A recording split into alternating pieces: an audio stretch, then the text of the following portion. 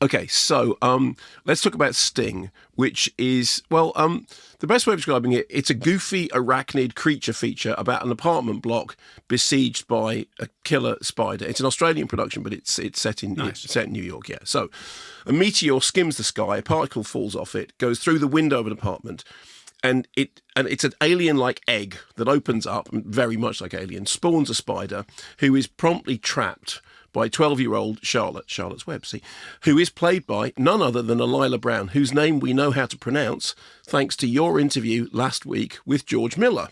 That's right.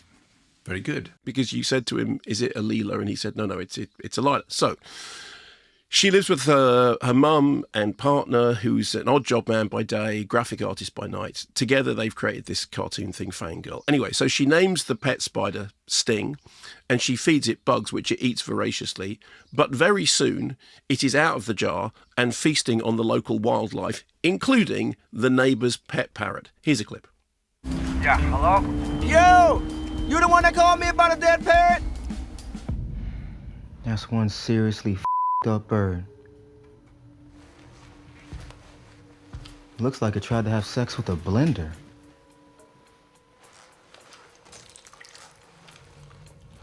Whatever did this was small. Attacked from the inside. And this poor motherfucker tried to squeeze through the bars. Could it be rats?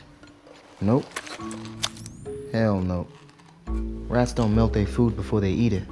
So, gives you a flavour of the tone. Written and directed by Keira Roach Turner, who cites Stephen King's It and The Hobbit as an influence. Goes on about, the section in Mirkwood when he's fighting spiders with a sword that's called Sting. So here, the Dark Forest is all the ventilation shafts that go around the apartment block that Charlotte crawls through.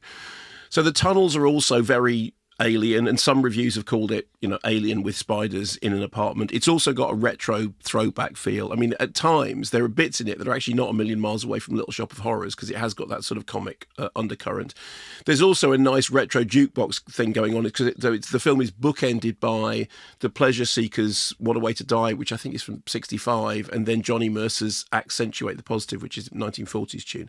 And then obviously there's Arachnophobia and Tremors and them in the background. What I liked about it is that the effects, which are is it Weta or Weta? I can never remember how you pronounce that.